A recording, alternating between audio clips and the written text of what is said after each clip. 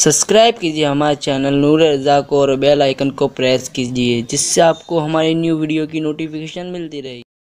अगर कोई खातून कितनी ही नेक, परहेजगार और मुत्तकी हो और उसका शौहर उससे नाराज रहता हो, ऐसी खातून जन्नत में नहीं जाएगी।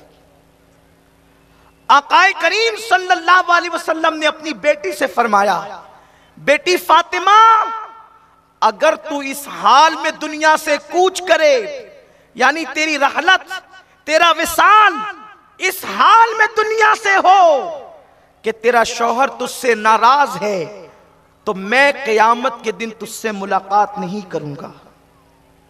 आप मुझे बताएं, मेरे रसूल अलैहिस्सलातु व तस्लीम की बेटी और मर्तबे के एतबार से वो मकाम कि अल्लाह के हबीब अलैहिस्सलातु व तस्लीम की सारी औलादों में सबसे ज्यादा हुजूर अलैहिस्सलाम अगर किसी से मोहब्बत करते हैं तो सैयदा फातिमातुज़ ज़हरा से मोहब्बत करते, ये शान है।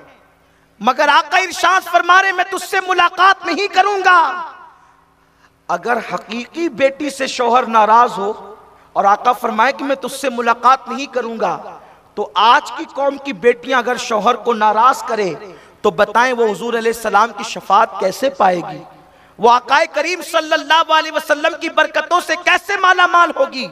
इसलिए अल्लाह के हबीब सल्लल्लाहु अलैहि वसल्लम ने फरमाया, अगर अल्लाह के अलावा किसी को सजदा करने की इजाजत होती तो मैं औरतों को हुक्म देता कि वो अपने शौहर को सजदा करे, लेकिन अल्लाह के सिवा किसी को सजदा करने की इजाजत नहीं।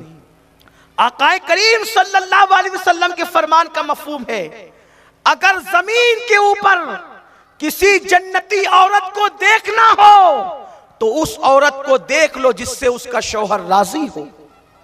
आकाए करीम सल्लल्लाहु अलैहि वसल्लम इरशाद फरमाते हैं, अगर खातून अपने शौहर की खुशी के लिए बनती संवरती है तो उस बनने संवरने वाली खातून को अल्लाह रात भर नफल पढ़ने से ज्यादा अज्र सवाब अता फरमाता है।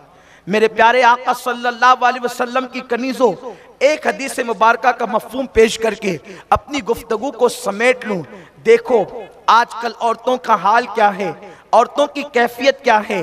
शौहर के आने का वक्त हो जाए तो औरतें सर के बालों को यूं कर लें जैसे कि कोई उजड़ा हुआ घोंसला हो, न सर के बाल संवारे, न सर के बाल दुरुस्त करे, बल्कि सबसे मिले तो मुस्कुराकर, लेकिन शौहर की आमद का वक्त हो चेहरा उतार लेती है, चेहरा जो है वो मायूस और अफसरदा कर लेती है।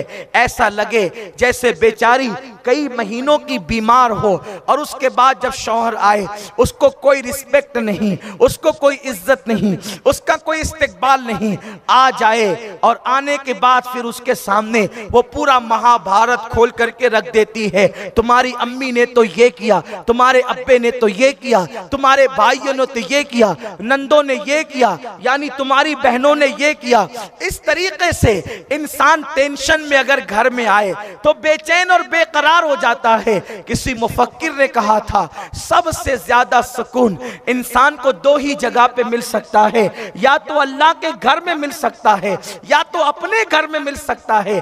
और बीवी को तो मेरे आका मुस्तफा जाने रहमत सल्लल्लाहु अलैहि वसल्लम ने दिलों का सुकून करार दिया है, बल्कि कुरान में भी अल्लाह तबारक व तआला लितस्कुनु इलैहा फरमाकर औरतों को मर्दों के लिए सुकून का जरिया करार देता है।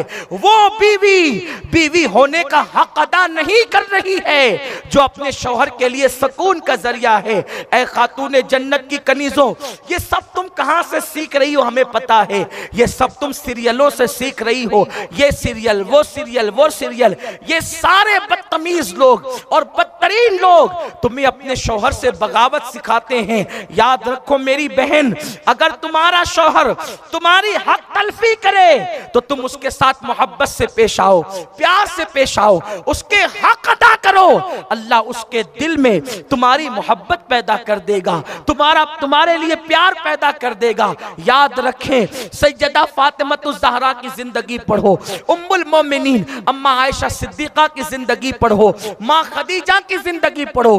अल्लाह अकबर, वो सैयदा खदीजतुल कुबरा कैसी खातून थी कि मलके तुज्जार कहलाती थी, लेकिन आका अलैहिस्सलाम से शादी के बाद अभी हुजूर अलैहिस्सलाम ने ऐलान नबूवत नहीं किया, मेरे सरकार की बारगाह में पूरी दौलत रख करके कहती है, मेरे सरताज आज से इस दौलत के मालिक आप हैं, आप जहां चाहे इसको खर्च करें। ऐ खातून जन्नत की कनीज़ो, ये होता है बीवी का इसार, ये होता है बीवी की कुर्बानी। शौहर को भी अच्छा सलूक करना चाहिए, लेकिन वो सुन नहीं रहे तो अभी मैं उनकी बात क्या करूं। इंशाअल्लाह मौका रहेगा, जब वो रहेंगे तो उनको बताया जाएगा, लेकिन चूंकि इस वक्त आप मौजूद हैं तो आपसे अर्ज करता हूं, अगर शौहर जो है वो बदमिजाज हो, जालिम हो, तो आप उसके साथ प्यार से पेश आएं, मोहब्बत से पेश आएं। मोहब्बत इंसान को जो है वो गुलाम बना देती है, मोहब्बत इंसान को जो है वो अल्लाह अकबर दीवाना बना देती है। आजकल खवातीन जो है कभी पंडितों के पास चली है, कभी तावीज़ वाले बाबाओं के पास चली है, मेरा शौहर मेरे कब्जे में आ जाए, आज ये हमसे बेहतर तावीज़ आपको कौन देगा। हम आपको तावीज़ देते हैं, अगर बाबा का तावीज़ फेल हो जाए या किसी पंडित का मंत्र फेल हो जाए, उस तरफ जाने की तो जरूरत ही नहीं है। आज ये तावीज़ यहाँ से आप भी लेकर के जाएं। अगर आप अपने शौहर का हक अदा करें और उसके साथ दिल खोलकर मोहब्बत करें, अल्लाह की इज्जत की कसम, वो आपका दीवाना हो जाएगा, वो आपका गुलाम बन जाएगा। मोहब्बत से बढ़ करके गुलाम बनाने का अगर कोई तरीका होता तो अल्लाह अकबर, मेरे आका पत्थर मारने वालों को मोहब्बत के सिवा कुछ और देते, लेकिन हुजूर सज्जद आलम ने पत्थर मारने वालों को प्यार दिया है। तो एक दिन वो आया है जब वो बात करते हैं तो यूं करते हैं, फिदा का उम्मी व अबी या रसूल अल्लाह, हमारे माँ बाप आप पे कुर्बान। अरे जब दुश्मन को प्यार से गुलाम बनाया जा सकता है तो शौहर को प्यार से गुलाम नहीं बनाया जा सकता।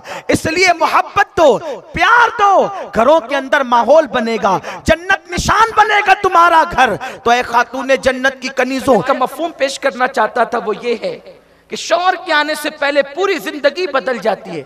अरे नादान, अगर गमगीन भी हो तो मुस्कुराओ, इसलिए कि गमों में मुस्कुराना ये फन की बात है। खुशियों में तो सभी मुस्कुराते हैं, गम में मुस्कुरा करके देखो ताकि तुम्हारी मुस्कुराहट से किसी को खुशी मैसर आ जाए। और ये चीज सहाबियात में थी। एक सहाबी जिनका नाम हजरत अबू तलहा है, एक तवील सफर पे तशरीफ ले गए हैं। जब सफर से वापस लौटे तो किसी ने इत्तला दी उनकी बीवी उम्मे सुलैम को कि तेरे शौहर वापस आ रहे हैं। और इत्तेफाक से जिस दिन वो घर में आए या आने वाले थे, उसी दिन उनके बेटे का इंतकाल हो गया। आप गौर फरमाएं, बेटे का इंतकाल हो तो मां के दिल पर क्या गुजरती है, लेकिन बेटे के इंतकाल पर भी उस खातून ने अपने बेटे को की मैयत को छुपा दिया और छुपा के रख दिया और खुद गुस्ल किया, बन संवर कर शौहर का इंतजार किया। जैसे शौहर तशरीफ लाए, बीवी को पाकीज़ा हालत में देखा, बनी सौरी देखा, तो फिर बशरी तकाजे के मुताबिक उन्होंने वजीफे ज़ौजियत अदा किया। और जब बीवी को उन्होंने शर्फयाब किया वजीफे ज़ौजियत से, तो फिर उन्होंने गुस्ल करके कहा कि दस्तरखान लगाओ। खाना चुना गया, शौहर के लिए खाना भी बनाया, और जब खाना रखा गया तो दोनों मियाँ बीवी ने साथ में खाना खाया। और फिर वो सहाबिया जिसका नाम उम्मे सुलैम है, बहुत खाने के बाद नरमी से कहती है, मेरे शौहर ये बताएं कि अगर कोई अपनी अमानत हमारे पास रखने के लिए दे और फिर वो मांगने के लिए आ जाए तो लौटाएं या रखें, क्या करें। वो सहाबी थे हजरत अबू तलहा, कहते हैं बेगम अगर कोई अमानत रखे तो वो जब वापस मांगे फौरन दे देना चाहिए, यही तो हमारे सरकार की तालीम है। तो कहा कि आप बताएं जो मेरा और आपका बेटा है, क्या वो अल्लाह की अमानत नहीं है? तो कहा कि बिल्कुल अल्लाह की अमानत है। तब बीवी कहती है जब वो अल्लाह की अमानत है तो अल्लाह ने अपनी अमानत को वापस ले लिया। आप गौर फरमाएं, शौहर की खुशी के लिए बेटे की मैयत छुपा दिया, गम का कड़वा घूंट पी लिया, सिर्फ इसलिए कि शौहर फौरन आएगा तो गम की खबर सुन करके मुज़महिल हो जाएगा। तो एक शौहर की खुशी की खातिर इतना कड़वा घूंट पिया। इस वाक़े पर मेरे आका ने उस खातून को जन्नत की बशारत अता फरमाई, उस औरत को जन्नत की बशारत दी। ऐ खातून जन्नत की कनीजों, अपनी सोच बदलो, सीरियल और फिल्मों के मुताबिक अपनी सोच न बनाओ। सोच बनाना है तो सहाबा की सोच के मुताबिक, फिक्र बनाना है तो सहाबियात की फिक्र के मुताबिक इंशाअल्लाह दुनिया भी समझ जाएगी और आखिरत भी समझ जाएगी। जमीन के ऊपर रहोगी तो भी इज्जत के साथ और जमीन के अंदर जाओगी तो भी इज्जत के साथ।